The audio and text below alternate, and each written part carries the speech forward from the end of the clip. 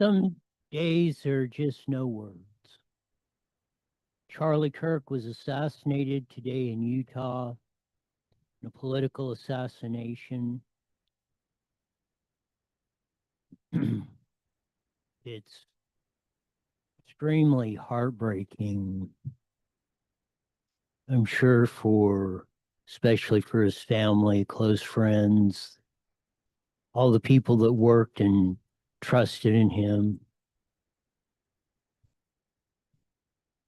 Oh, beautiful for spacious skies, for amber waves of grain, for purple mountain majesties above the fruited plain.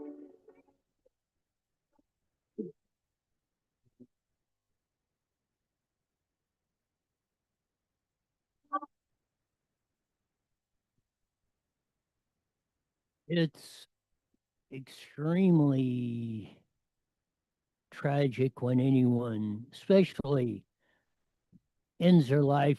Charlie was 31, was going to be 32. You've seen his wife and two kids.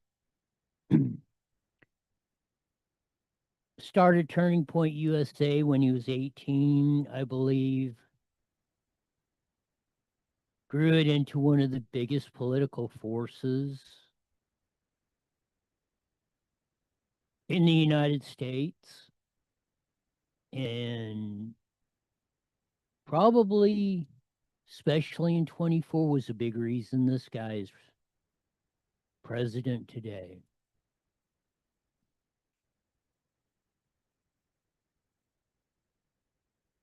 The Utah governor called it a political assassination at a press conference a couple of hours ago.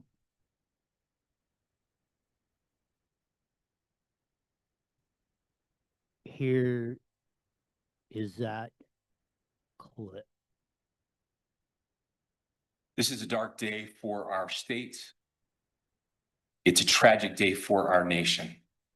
I want to be very clear that this is a political assassination. We are celebrating 250 years of the founding of this great nation. That founding document, the Declaration of Independence, that this great experiment on which we embarked together 250 years ago, that we are endowed by our Creator with certain unalienable rights. The first one of those is life. And today, a life was taken. Unfortunately, Charlie Kirk died of that single gunshot wound. As you saw in the graphic, FBI Cash Patel, and I think they did confirm at the press conference there's a person of interest in custody for the shooting, and it's not the older gentleman that was detained at the Utah Valley College where the shooting took place.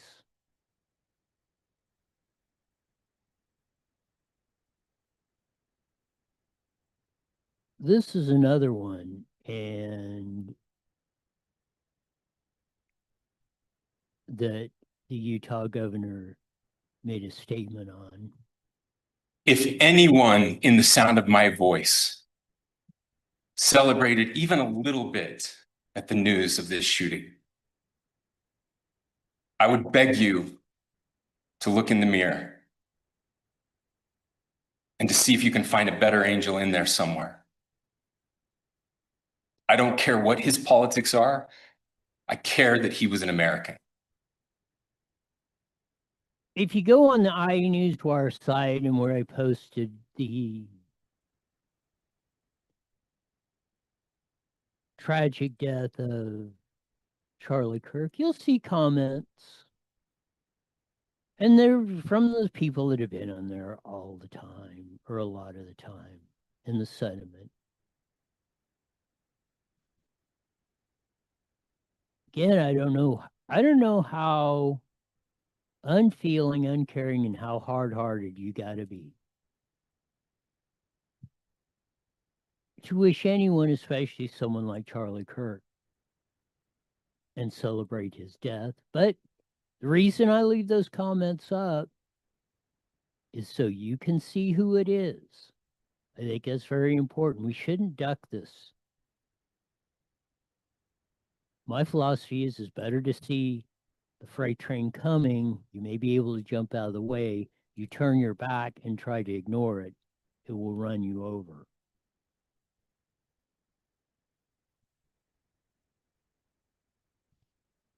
Charlie was a big force in motivating the millennials and Gen Zers to participate in our political process. This is Sage Steele. I still have no idea what the right words are right now to describe what has happened today to, in my opinion, one of the greatest Americans ever. You can disagree with me on that, but I've said it for the last couple of years that I saw the difference Charlie Kirk was making in going around to college campuses to talk to the youth, to talk to the future of America, to have a conversation, which is what so many people are unwilling and are afraid to do. But Sage Steele is exactly right. We don't have conversations nearly enough.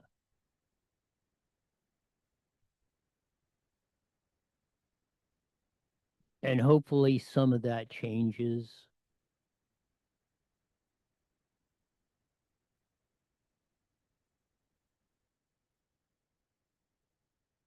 It's from Robert Kennedy Jr. He posted this. Once again, a bullet has silenced the most eloquent truth teller of an era.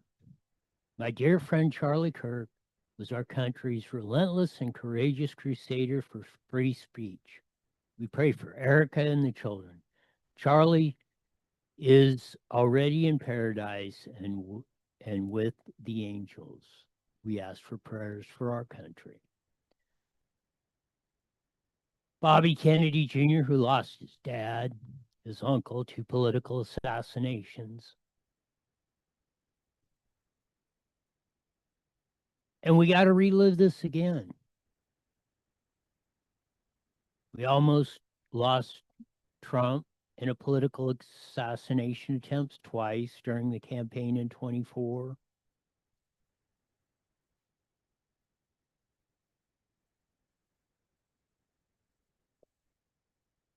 Melissa Ann Murray posted this. All Charlie wanted was dialogue, and they killed him for it.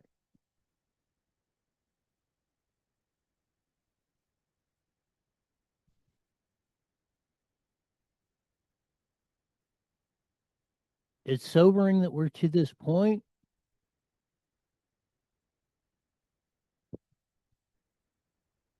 Maybe if we get to the point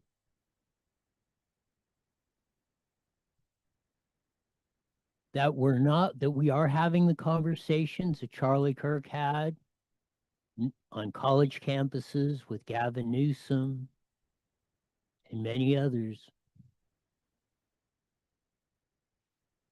that he did it unafraid, unchained, and unabashed. 1000%. Sometimes when these things happen, as tragic as they are, they really make you look in the mirror. And again, as heartbreaking it's going to be for his wife and two kids, family members, mom and dad, the hundreds that worked for him at Turning Point, whether it be paid or the thousands of volunteers, and all the lives he touched. College Campus's radio show was on the Salem Network.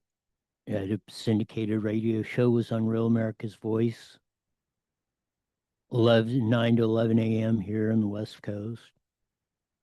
So he had a lot of outreach. He had a lot of people that knew him personally, a lot of people, even probably thousands times 1,000, that knew him through his broadcasting and his mainly college appearances.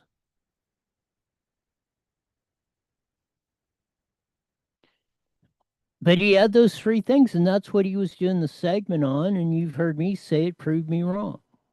And that's what he was trying. That's was his goal, was to start the dialogue. And that's one thing that we're not doing in a lot of cases, or in the majority of the cases. Tom Del Beccaro wrote the book, The Divided Era. It was 10 or so years ago. And that's the way our politics, that's the way we're dealing with and politics is just a reflection of what's going on in society today. You're either on my team or you're not. We as Americans are at war with each other. If you don't agree with me, then you have to be my enemy. If you don't agree with me 111% of the time, you're my enemy. And I have to destroy you. Not debate the topic. Not have a conversation. Not listen to what the other side is saying.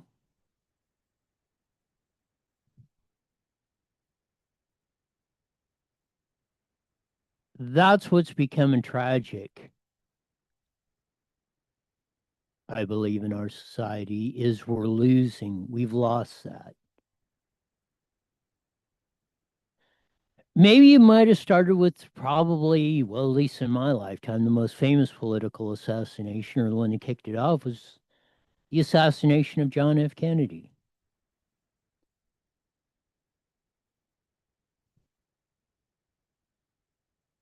And this may have got us to the point. I was only 2 years old at the time, but I remember Bobby Kennedy getting shot. I remember seeing him here. He was in Moreno Valley just not to hours, I think, before, here in Moreno Valley. And, then he was gunned down. Martin Luther King, Malcolm X, there's a whole line of all across the political spectrum. But it seems to be coming from one side a lot here lately. Look, Trump barely grazed. The only reason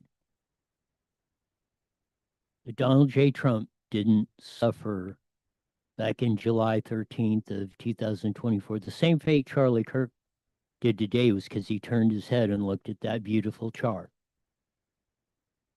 from Ron Johnson.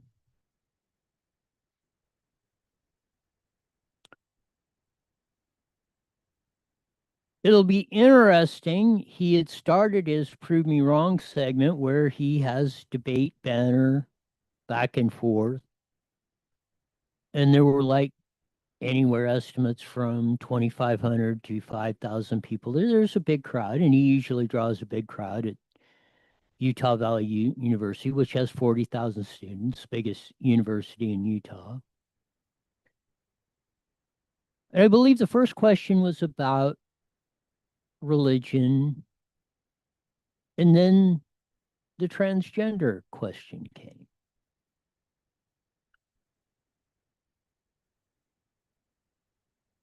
And the video's out there, but in less than a minute, the shot rang out.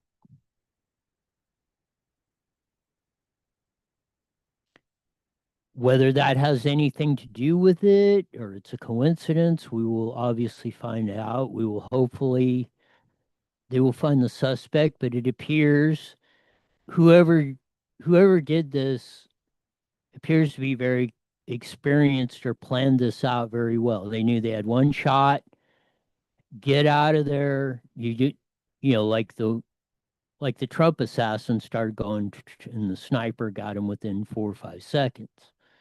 Not that there were snipers or anything, but the longer you do that, I mean, it was calculated. He went one shot and he was gone.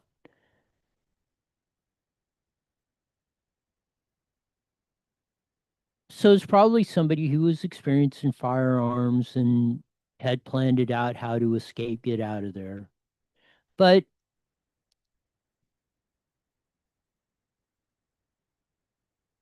it's going to be very telling what the motivation was behind it. If when that question came out about transgender, and it was obviously a different viewpoint than Charlie Kirk's from the tone the first 57 seconds, I believe, of it before the shot rang out.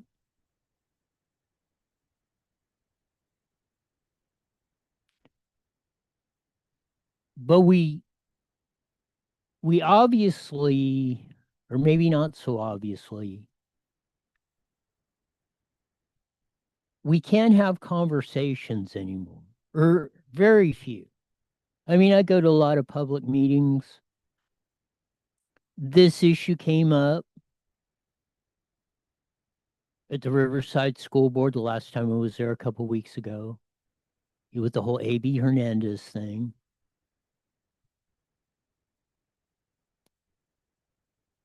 The boy playing in the girls' volleyball team and all that. And his mom, AB's mom, was there. And, the name calling starts. And most of the name calling, I'm not saying on both sides do that. When emotions run high in these things, it's understandable. But most of the time, and I think I've been to all the ones where the transgender thing has been on the agenda, especially Riverside Unified. Most overwhelmingly 80-20, 90-10 is coming from this center left fringe area.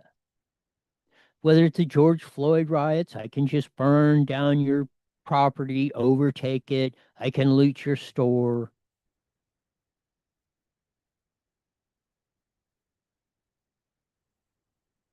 We've allowed this stuff, the heinous murder that happened yesterday or the day before of Einra in Charlotte. And the dude says, yeah, bagged me a white girl, stabbed me, what got me a white girl, whatever he said. And Van Jones and Charlie Kirk were going back and forth about that. Van Jones, CNN commentator, saying, "No, he didn't. He just Charlie's the one who was a racist. Charlie invoked racist. That guy never did anything racist. I got me a white girl. Poor innocent young lady stabbed it. Escaped Ukraine. The disaster going there. Gets stabbed to death by a black man who injected race into it and appears it was a racial killing, and I will submit to you. And I will say those words like I do, and Charlie Kirk said, prove me wrong. It's from the rhetoric that we have been allowing. We've far too long been allowing this or people to get away with telling complete, flat out lies, untruths, because it fits the narrative that they want to shove down your throat.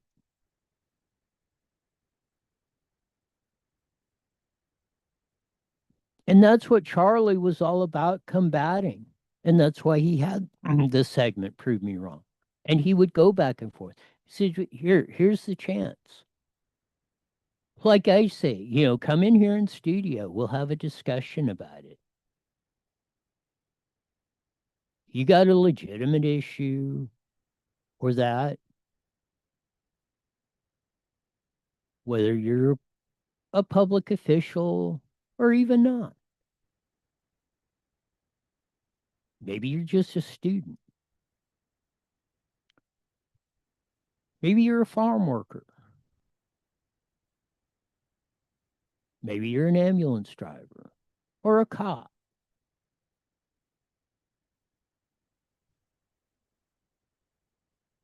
Or anyone else. The thing of it is we don't have, I believe that we're losing a lack of respect for each other, our fellow man. Well, I may disagree with you. And like I said, I'll argue my case till the cows come home.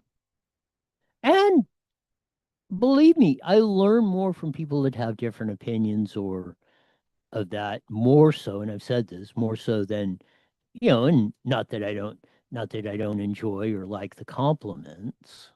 Like I said, I learn more from people who criticize or say, hey, look at this. And that's what it's all about. Everybody has a perspective. I'm sure A.B. Hernandez and his mom have a perspective and they may believe 100% or 11% what they're talking about. But come in and prove your case. Don't call names. Like the Christian nationalist thing. I mean, I think I've heard Charlie Kirk say this is a Christian nation, which basically is it's been turning. I mean, if you look at public opinion or whatever, and, there are probably a lot of reasons. We're probably not as a Christian nation as we were 20, 50, 100 years ago, but there is no doubt it was basically the United States was founded a lot on those principles.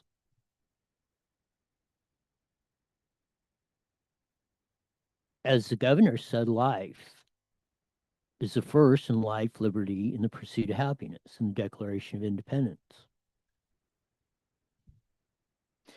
Without life, everything else in there or anything means nothing, at least when you're sitting here on planet Earth as a human being.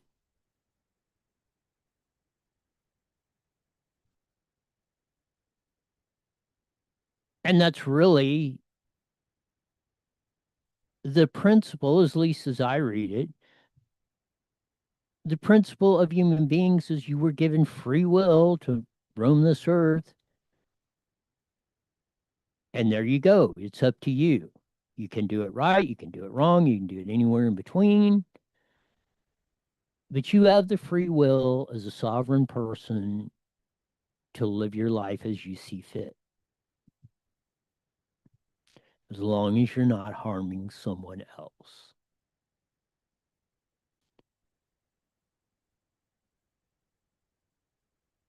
And you can take that as a principle of a Christian nation or the Bible or the Old Testament or the New Testament or however you want to do it, or Mother Nature, or, however you want. If you're an atheist, it's just a natural, you can say that's a natural law.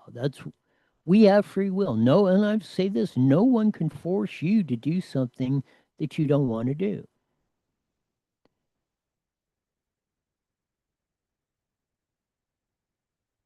So we'll hopefully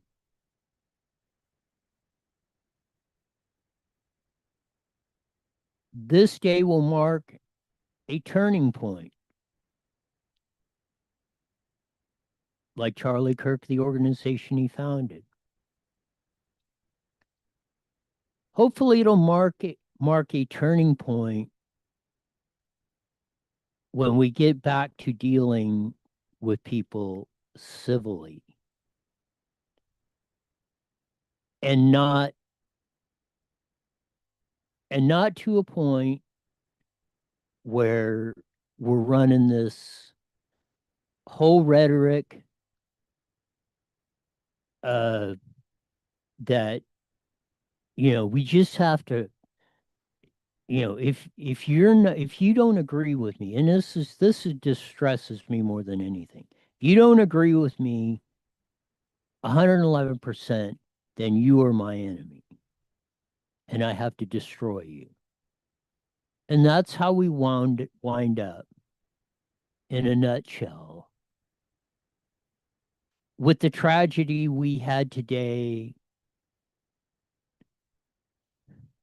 And maybe this will be a time people will start having more conversations. And we'll say that little line, we'll agree to disagree.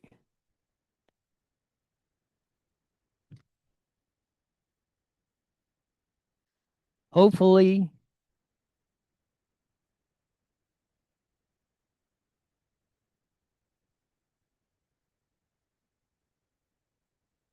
even out of any tragedy, hopefully there will be some good come out of this. Maybe that's what it is.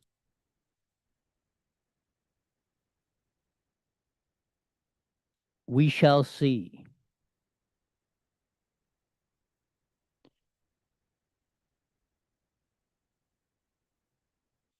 If it does, the 31 years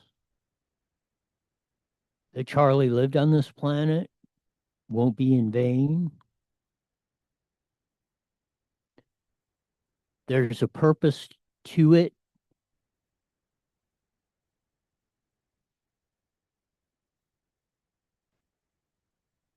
We may not see everything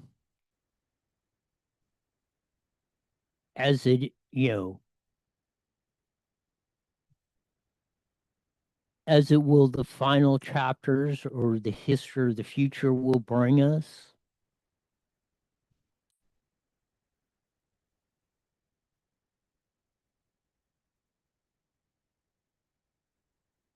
But maybe we will look at that and see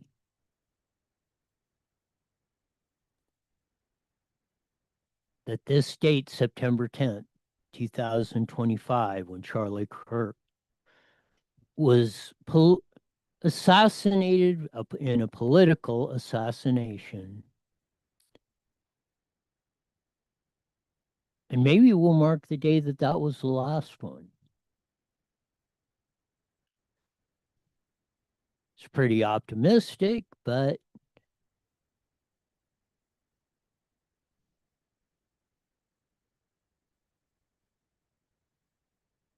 always work, always set your goals high.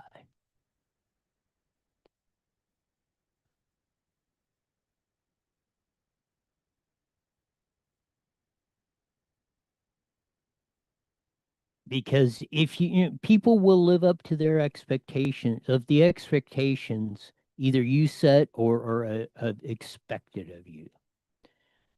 That's what Charlie From the did. side, but we're about to start. Okay. 30 seconds. You got it. We'll be there. We're about ready to join the Mighty Met KMET, 1490 AM, as you just heard Jesse say. And hopefully we'll have Susan Shelley on to continue. I'm sure she'll have some thoughts about the political assassination of Charlie Kirk. Tragic day today. 5 seconds. And Here she it is is. on the line. Okay. Today, IE Newswire Daily is on the air. The following is a paid program. Views and claims expressed are those of the program producer and are not endorsed by this station. Opinions expressed are not necessarily those of radio station KMET, its management, employees, or affiliates.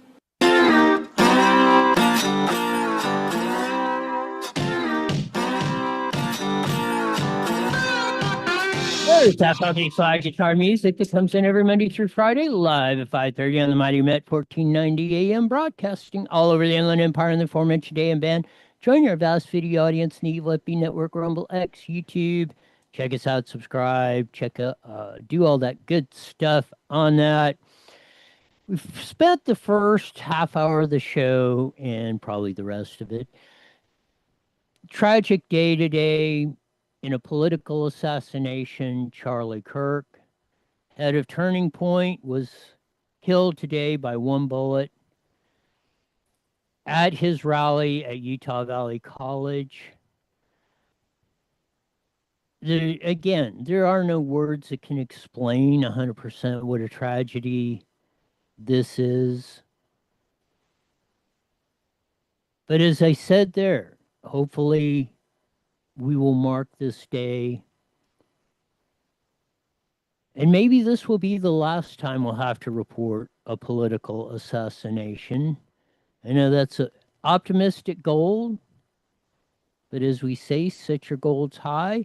As we usually do on a Wednesday, we have the famed editorial writer, columnist for the Press Enterprise, San Bernardino Sun, Inland Daily Bulletin, Redlands Daily Facts. More important to me, Vice President of Howard Jarvis Taxpayers Association, Susan Shelley Wagenrai, Newswire Roy.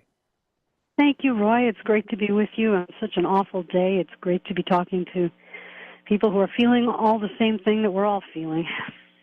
Yeah, I mean, it's just, I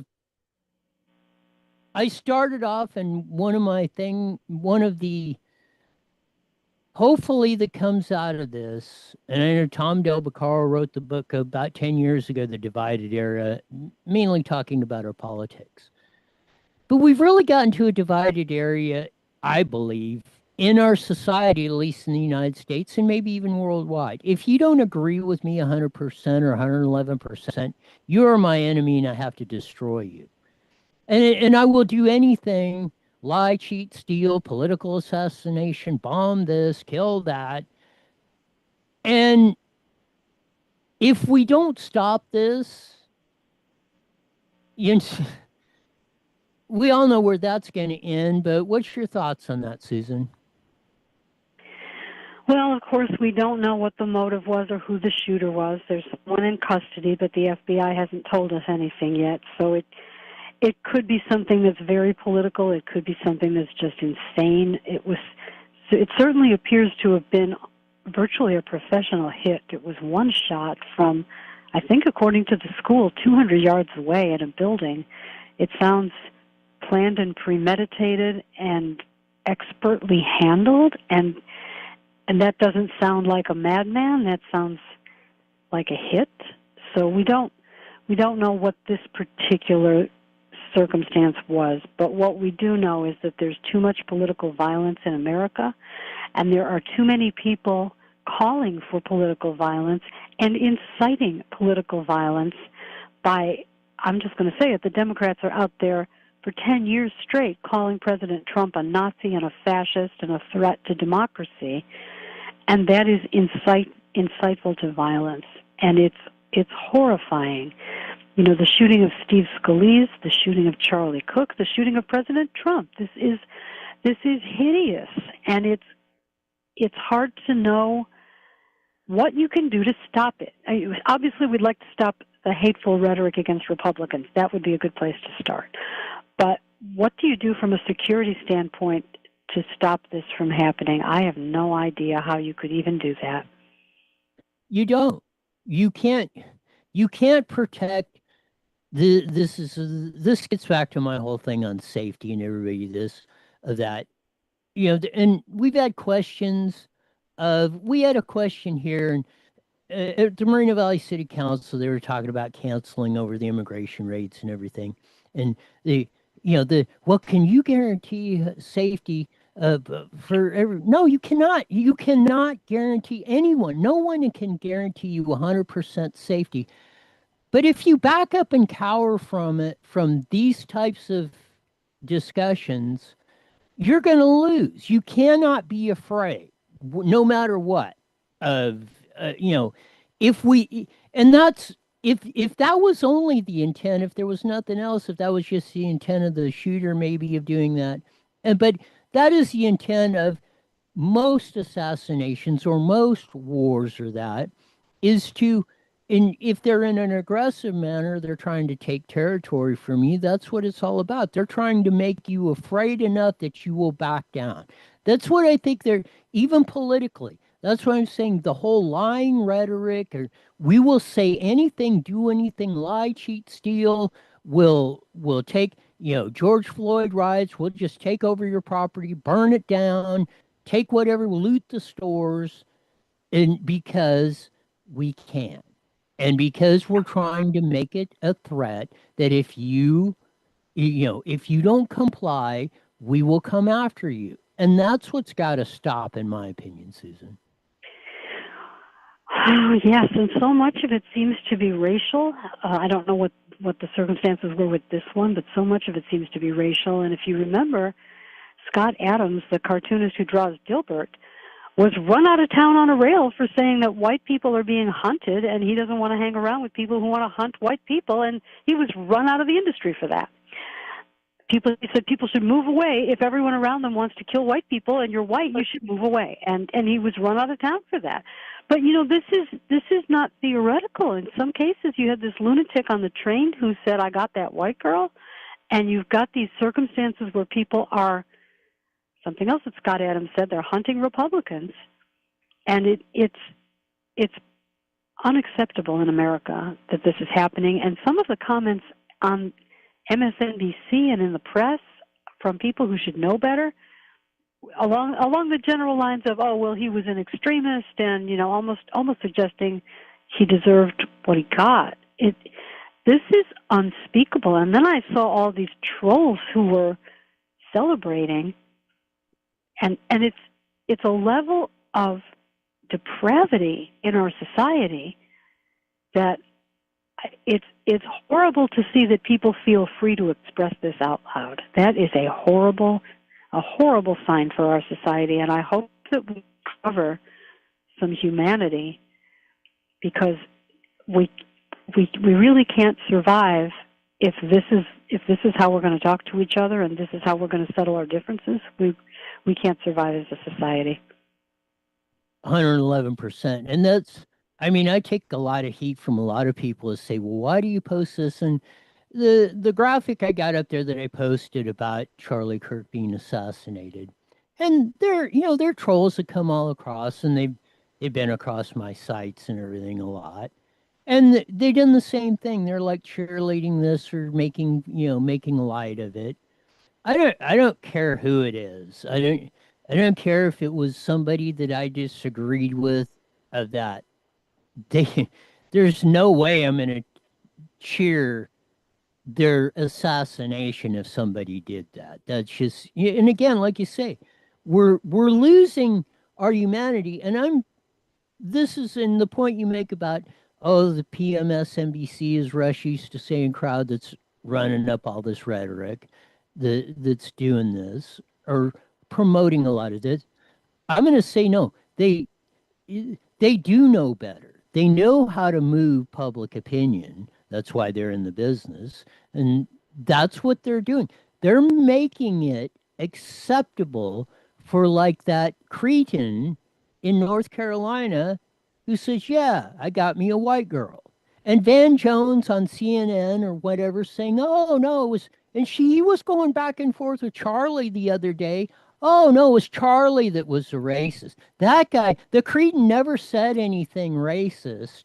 When Charlie never said anything racist, he pointed out exactly what you said of that, and it was him. And they will look in the camera and bold-faced lie, and they know what they're doing. And that's what Charlie was calling out. And if you want to, in my opinion, my thought, if you want to, let's say, honor the memory of Charlie Kirk, don't back up from anybody. Don't back up from these clowns that are doing this. Not only don't back up, hit sixth gear and stand on the gas harder when they come to it. And let the chips fall where they may, Susan. Well, yes, they can't get us all. So we have to keep fighting, and more of us have to fight, and we have to continue to do what we know is right and to fight for what we know is right. And we can't be intimidated, of course, by any of this political violence. It's interesting, though, that the left seems to be imploding. They seem to have been driven to the brink of insanity by the success of President Trump. And if you look at what he's doing the basic American values. He's doing freedom and capitalism and individual rights, and they're calling it fascism and all kinds of other names. But what he's standing for is limited government, an accountable elected government instead of a permanent bureaucracy that happens to be all Democrat communist. He's for firing those people and putting in people who are for individual rights and capitalism and freedom. And capitalism is the economic system of a free country. That's what it is. So that's what we are fighting for, is freedom. And Charlie Kirk was wearing a shirt that's freedom when he was shot. And that is so disturbing that people in America are not in favor of freedom, and they find it to be a threat to whatever it is they want to do to the rest of us. Some wars just have to be fought, and I hope that these NGOs that fund left-wing activity and feed these protest ideologies and this grievance ideology and this let's do a land acknowledgement and say that everybody's on stolen land and make all this resentment and all this hatred public. I hope that all the funding for that dries up, and that the universities that push this are prosecuted for pushing hate speech. I hope that there is, if not prosecuted, at least pressured to stop the hate speech. I hope that the source of this continuous friction is eliminated so that normal people can have normal conversations again, and we don't have hatred in every family and in every household where people can't be friends because of who they voted for president. It's unacceptable that this is going on. We had this level of tension with the Vietnam War. Why do we have it now? It's hard to fathom. And I love the title of your column, but I'm going to take a little different take of it. It's Welcome to Soviet Los Angeles. What you're describing is Welcome to Soviet America, because this is exactly what the king, the dictator, the tyrant, this is how they rule. They're exactly like what we've been describing on PMSNBC or the New York Times or the Mouse Network or whatever. They'll sit there, the propaganda, Baghdad Bob from Iraq, the Pravda, from the Soviet Union. They'll sit, from the official statement is they will lie, cheat, and steal for the benefit of themselves to keep themselves in power. And they don't care if it's right, wrong. They don't care if they got to slaughter 10,000 people to do it. That's where you get, and that's the experiment, or what they have turned into our bigger cities: Chicago, Washington, D.C., Los Angeles, New York City, Seattle, where all the crime is, St. Louis. Let's go back and forth on that. But that's where I see that they're, and that's the tools, I guess I should say, they're using to shape us into a society. And they're trying to use the Stockholm syndrome and try to make it so difficult or so unbearable that the vast majority will say we'll do anything to make it stop. And that's what we have to resist, Susan Shelley. No, you're 100% right about that. The idea that people can essentially heckle you into into vetoing your own best interests it's a real thing where people are intimidated or they just get tired of it. They don't want to fight it anymore and they withdraw. But that's very Soviet also, where out in public, people say what they say, quote, the right thing, and then they seethe in private, and you have this sort of underground of jokes and dissent and activity, but they won't say it publicly. We've been really living like that for quite a long time. And I remember from President Trump's 2016 campaign, and I was out covering it as a journalist, and I talked to people who were at his rallies, and I asked them, what is it that you like about Donald Trump? He wasn't president yet, and they said he tells it like it is. And I heard that over and over again. And there were a lot of people who voted for him because they felt like they couldn't tell it like it is. They couldn't say what they were thinking, and he just did. And they celebrated that, and they followed him on Twitter, and they loved every bit of it because he could say what was really going on. He wasn't afraid of being called names or being fired or being thrown out of polite society. He told it like it is. And it's been a long time since you could do that in America. I know a lot of comedians have said, I don't want to play college campuses because everybody's so touchy, you can't say anything. Everything's a hate crime. And they don't feel they can do comedy anymore because you can't say anything. People are just afraid of words. And we've been living like that for quite a while. And maybe this is the end of it. Maybe we finally will come out the other side. One of the things that struck me was one of Gavin Newsom's 982,000 failed podcasts, the one that he had Charlie Kirk on. And when Gavin Newsom said his 13-year-old son wanted to stay home from school to meet Charlie Kirk.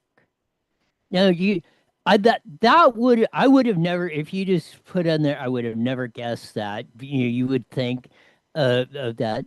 But that's what Charlie Kirk connected.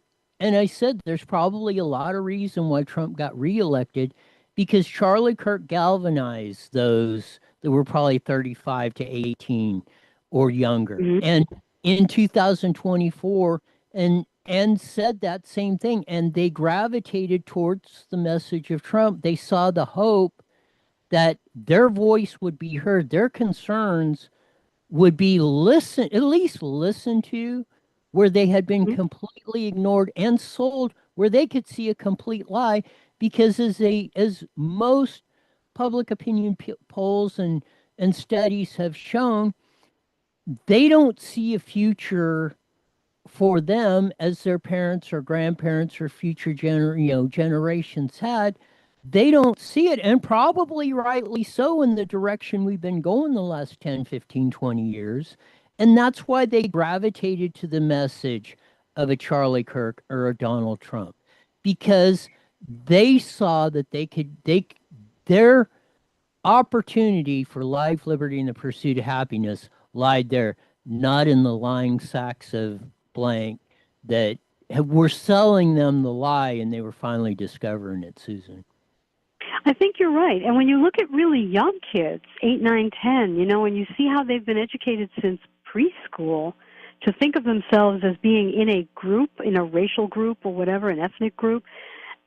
Years ago they stopped doing that, and everybody was supposed to be colorblind, and then colorblindness went out of style, and it was wokeness, and you were supposed to carry the burden of your ancestors into kindergarten. And they had these little kids, dividing, that exercises where little kids were told to group themselves according to their level of privilege and this sort of thing. And this is unspeakable to do that to little kids. What if there's a song from South Pacific. What year was South Pacific, the Rodgers and Hammerstein musical? It's like 1949 or 1950. Don't ask me that. That goes way back. And there's a song called "You Have to Be Carefully Taught," and it's about prejudice, and it talks about how children don't know that they're supposed to be biased against people of other races. They have to be, quote, carefully taught. It's a very piercing lyric from that long ago, from the 1940s. And we're still there. We're teaching our children to hate each other based on the color of their skin or their ethnicity. Why are we doing that? Why do they have these special clubs and segregated lunch tables and all the rest of it by by ethnic group, and that's supposed to be a good thing. It's not a good thing.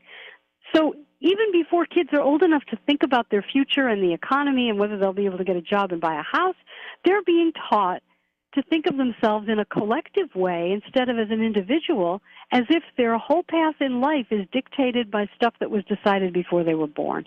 And that's just un-American. So we have to stop that. 1,000%. Stalin, Hitler, Mao, Castro, Idi Amin, Hugo Chavez, every one of them. You go back and look at them. They say we don't care about the old people. They're going to be dead here soon anyway. Go after the youth, and that's what they do. And then that's what we're doing. Welcome to the Soviet Los Angeles. Welcome to America. Where have they gone? Especially in the last 10 or 15 years.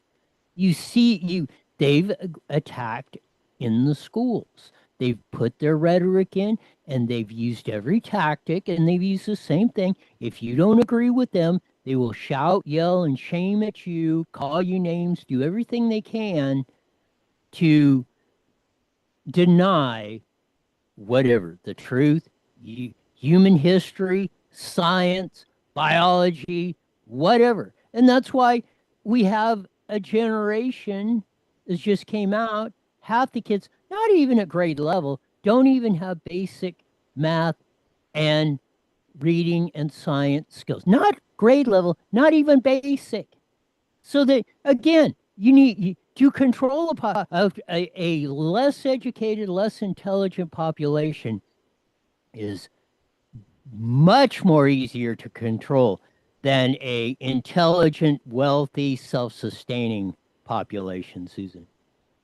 I think you're right. I think you're right. But there has been sort of a political social status, which I think is odd, where people consider themselves superior if they support, for instance, Kamala Harris. They look down their noses at people who support Donald Trump. I had somebody tell me at a social event that people who were Democrats were just smarter than people who were Republicans. Oh, really? And she really believed that. She genuinely believed that she was superior in intelligence because she was a Democrat. And that is not a sustainable position to hold, you know. And if somebody challenges you on that and you find that it isn't so, I don't know, a person could snap over something like that. If they build their entire self-esteem around the fact that they're superior because they believe in high taxes, I don't know what you do with that. That's a tough one. It's absolutely something else. Got about a minute left. Tell them why they should join HJTA Go. Well, the HJTA, the Howard Jarvis Taxpayers Association, is doing an initiative to protect taxpayers. It's called Save Prop 13. And you can go to saveprop13.com and you can download the petition and print it at home or fill out a form and have it mailed to you. And then you can sign it. That's all you have to do. You don't need to go to the supermarket and find somebody with a clipboard. You can get the petition at home, fill it out, sign it, mail it back. Save Prop 13. We're going to protect the 2/3 vote requirement for special taxes. We're going to ban these real estate sales taxes that are spreading all over the state, where you have to pay a giant tax to the city every time you sell real estate. No to that. Prop 13 prohibits it. The courts have carved loopholes, and we're going to close the loopholes. You can be a member of Howard Jarvis for just $15 a year. Whatever else you do, go to saveprop13.com and get the petition to protect Prop 13. Thanks for being on, Susan. We'll do this again next week. Thank you so much, Roy. You got it. Susan Shelley, Vice President of Howard Jarvis Taxpayers Association and columnist extraordinaire for the Southern California News Group. Oh, boy. What a day. No matter what you do, you can never prepare for these moments.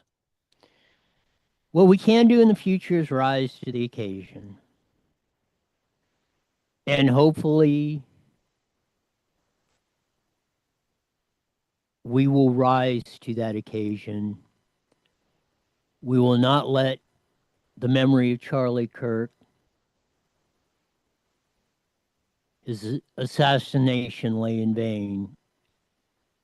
That we will dig down, dig deeper,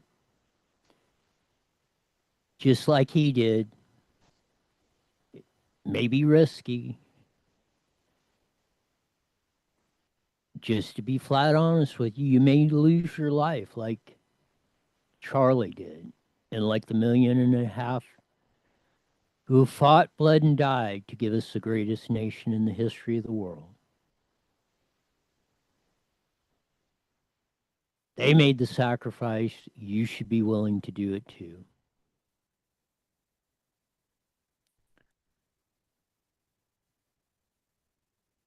There really is no other way unless you do not want to pursue life, liberty, and the pursuit of happiness. And as tragic, as sad as this day is, hopefully it puts a resolve in all of us to do better, to have more respect for our fellow human beings. And then we will sometimes, we will think, we will ask, prove me wrong, but we will listen too, just like Charlie did.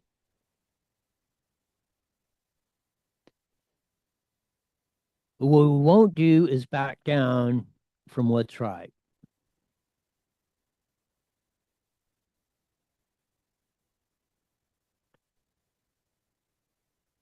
Something my dad told me when I was a little kid. Said, I'll back you 111% if you're right. And you better, if you're right, you better stand your ground. Because if you don't, I'll be the first one to throw you to the wolves.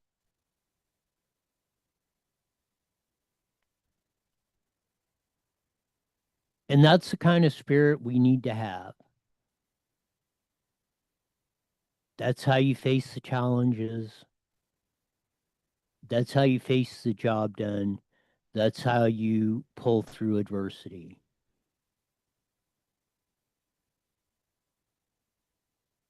Rest in peace, Charlie Kirk. Take it away, Jesse.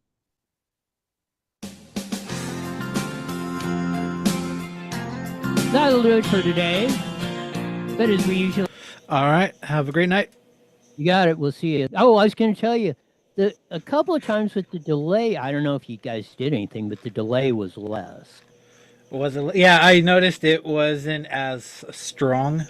Yeah, so I don't know if you guys did anything. I didn't, but I don't know if you guys did anything in your end. But it didn't seem to be as bad as the first time we did this. There you go. Just got to get it used to it. Got it. Maybe just the equipment's getting used to it. Who knows? All Okay, right. we'll see you tomorrow. Yep. Bye.